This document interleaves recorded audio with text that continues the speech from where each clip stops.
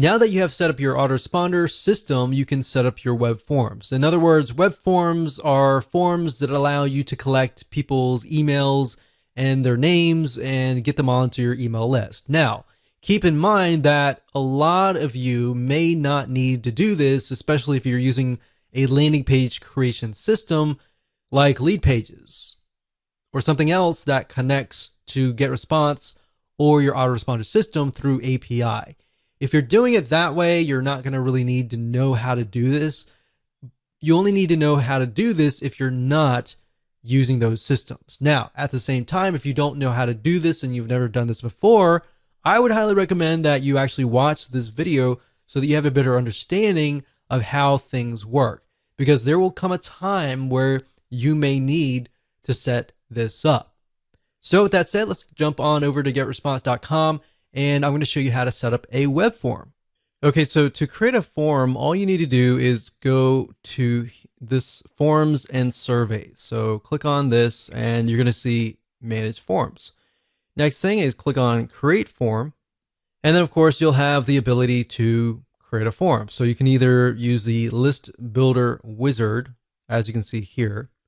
So this is a variety of different forms. You can create newsletter signups, free course signups, different types of purposes too, like leave feedback, feedback forms, Facebook forms, blank forms, order forms, and more. So it's not just web forms, there are all sorts of different forms. But for this purpose today, and in this particular video, we're going to focus on sign up forms. So we're going to click on newsletter sign up. And even though this information has like non-profit organization, it doesn't necessarily mean that you have to use that logo. As long as you see something that you like, you can pick it and you can change the graphics, you can change the background, and of course you can change the text. So if we scroll down and we find something that maybe fits our design of our website in our landing page, let's do something like this. Use this template. So now at this point, if you select the items, you can actually change them. So this is a different logo, so we could change it to our own logo, click image, and of course go through the process of finding either a logo or clicking my images and finding your logo. Now, for the sake of simplicity, I try to keep my web forms very simplistic. The text should say something like, sign up for this free report, free ebook, free checklist, the top 5 ways to create a survival meal kit kind of deal. You have to tell people what exactly that they are getting so that they kind of can visualize what they're going to get on the other side. So keep it simple, straightforward, to the point. Enter the name, email, and then sign up for updates. Now, what I recommend that you do, and this is something that has worked well for us, is to change this into something like send me the report. So that way, psychologically, when they click on that, they're thinking, oh, I want you to send me the report, right? If you just have a submit button and that's it, in reality, your conversions are not going to be as high because it doesn't really tell people what they get. So this tells people what they get, but this tells people that, okay, they're definitely going to get something. So send me the report, send me the checklist, send me the report to my email. So that way, the next step in their mind, psychologically, they're waiting to receive an email, all right? Now, you can test this out. If you only want to collect emails only, you could remove the name here. But if you do that, just keep in mind that when you customize your emails and you personalize them, you can't say, hey, first name, because you don't have their name. So going through here, these are just elements that you can add. And of course, you have the layout and the style. You can change the design, the color, and all of that. When you're done, you click on Save and Publish. And there we go. So we're almost done. And now there are several different options that you have. You can say, I will install the form myself, and it'll give you a script code. So this is JavaScript. You can click copy. And then, of course, you can add that to your landing page, you can add that to your blog. Now, like I said, if you're using lead pages, then you're never really going to have to even go through this process. This process really is only for if you are posting this directly to your blog or anywhere else. You can also say GetResponse will host my form. So what this will give you is a direct link to a URL. So if we go here, when somebody goes straight to that link, they are then, of course, sent to the opt-in here. I would not recommend that you do this unless it was like a customer or somebody that really trusts you. In fact, I would highly recommend that you use an external landing page creator, or you use the built-in one in GetResponse. And if you do that, you don't even need any of this information. And that's how to create a web form. Hello and welcome to video number 10, and just want to say congratulations, you have reached the end of this video course. This is a bonus advanced strategy that I'm going to teach you that a lot of times you are not taught, and most people don't even realize that this is happening. So kind of going back to what we talked about in single opt-in versus double opt-in. If you create a double opt-in list, you still need to do a little bit of cleaning, but not as much is compared to that of a single opt-in list where you could be getting a bunch of fake emails. So in other words, cleaning your lists consistently and maintaining that every single month. Because like I said, email ISPs like Gmail, AOL, Yahoo, they do care if you have people on your list that are actually active or not. If they're not, that can be an issue. So if you have a list of 1,000 people, and out of that list of 1,000 people, you have 100 people on there that are fake, that will actually hurt your email deliverability. So even if you have 900 people on there that are not fake, because the ESP or email service provider sees you as a spammer, they may not allow those 900 emails to even get to your legitimate subscribers, if that makes sense. So how do you go about doing that by using GetResponse? So what I'm going to do now is let's hop on over to getresponse.com, and I'm going to show you step by step how to clean your list. Okay, so there are two different ways to do list hygiene. And one of the ways is by simply going to getresponse.com, logging into your account, going under contacts, and then of course you will see list hygiene. If you go here, you'll see delete contacts or blacklist. If you click on blacklist, this will allow you to enter email addresses of people that you want to blacklist across your whole account.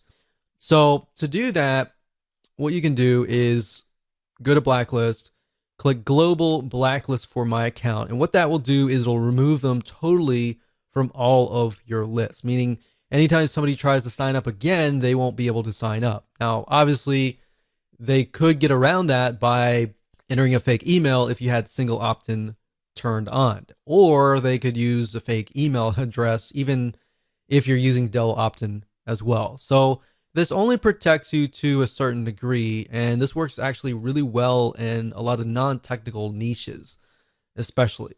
But if you are in a more technical niche like marketing or business or computers or programming, then this here can help you to a degree, but only to a certain degree.